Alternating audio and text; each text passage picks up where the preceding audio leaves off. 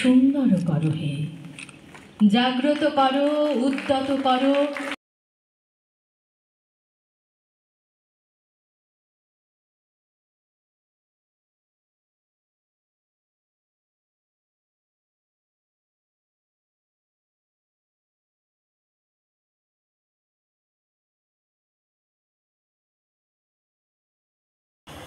ঋত্বিকের ছিল একটি বিশেষ আদব কায়দা। কী নিয়ে আদব কায়দাটা? ছবি নিয়ে। এটা সত্যজিৎ রায়ের নিজের ভাষা থেকে আমি বলছি, আদব কায়দা।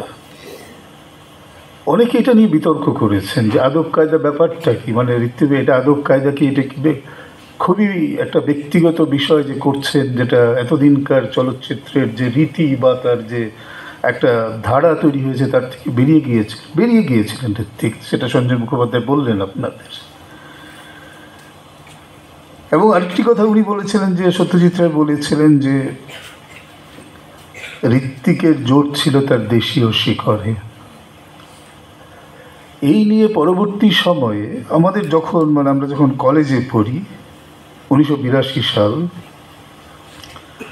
তখন মহারাষ্ট্রে যে কথাটা উনি বলছিলেন, পশ্চিমের ঋত্বিককে নিয়ে যতটা চর্চা হয়েছিল, প্রথম ঋত্বিকের ছবি নিয়ে চেষ্টা হয়েছিল যে একটা পূর্ণাঙ্গ আলোচনার বই তৈরি করার।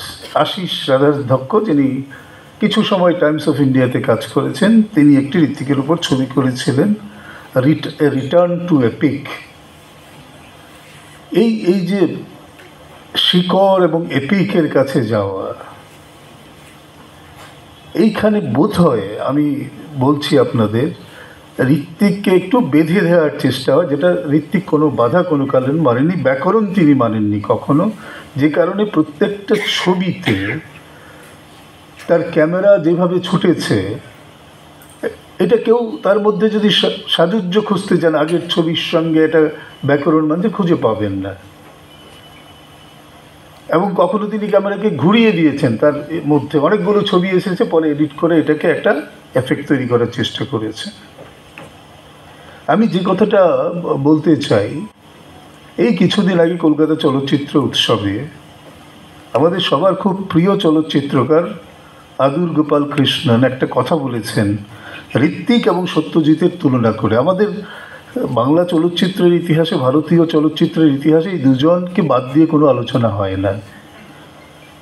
তিনি একটা জিনিস শ্রোতাদের, যারা শুনছিলেন, তাদের দৃষ্টি আকর্ষণ করার চেষ্টা করেছিলেন যে আমাদের মনে রাখতে হবে সত্যজিৎ রায়ের প্রেক্ষাপট বা ব্যাকগ্রাউন্ড ছিল তিনি ছবি আঁকতেন, এবং ঋত্বিক এসেছেন নাটক থেকে।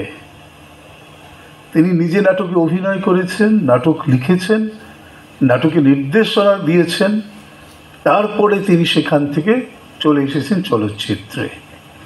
আদুর এই কথাটা এই কারণে বলেছেন যে সংলাপ রীতি বা সংলাপটা কী আবেগে বলবেন, কতটা জোরালোভাবে বলবেন, তিনি ইঙ্গিত করার চেষ্টা করেছেন। সত্যজিতের মধ্যে যে ধরনের এক ধরনের সংহতি, যেটাকে আমরা হারমোনি বলি, সেটা রাখার চেষ্টা হয়েছিল। সেটা ঋত্বিকের ছবিতে আমরা পাবো না, কারণ তার নাটকীয়তার ব্যবহারের জন্য। এই ক্ষেত্রে এসেই যাবে, উনি বলেছেন সেটা, যে সার্গেই আইনস্টাইনের কথা। আইনস্টাইনে বেটেলশিপ পটেমকিম ঋত্বিককে ছবিকে নতুনভাবে দেখার উৎসাহ দিয়েছেন। ঋত্বিক সেটা নিজে রেখেছেন। তিনি বলেছেন, দুজন চলচ্চিত্রকারের, পৃথিবীর মানে বিশ্ব চলচ্চিত্রে দুজন চলচ্চিত্রকারের কাছে আমি ঋণী, কিন্তু আমি তাদের কোনোটাই আমি তাদের মতো করে আমার ছবিতে ব্যবহার করিনি। এই কথাটা খুব মনোযোগ দিয়ে শুনবেন। তাদের কাছে আমি ঋণী, তারা আমাকে ভাবতে শিখিয়েছেন, কিন্তু তাদের মতো করে কোনো কিছুই আমি ব্যবহার করিনি। আমি ব্যবহার করেছি আমার মতো করে, আমি যেভাবে ছবিকে বুঝেছি, আমি যেভাবে আমার সমাজকে, আমার সময়কে বুঝেছি, সেইভাবে।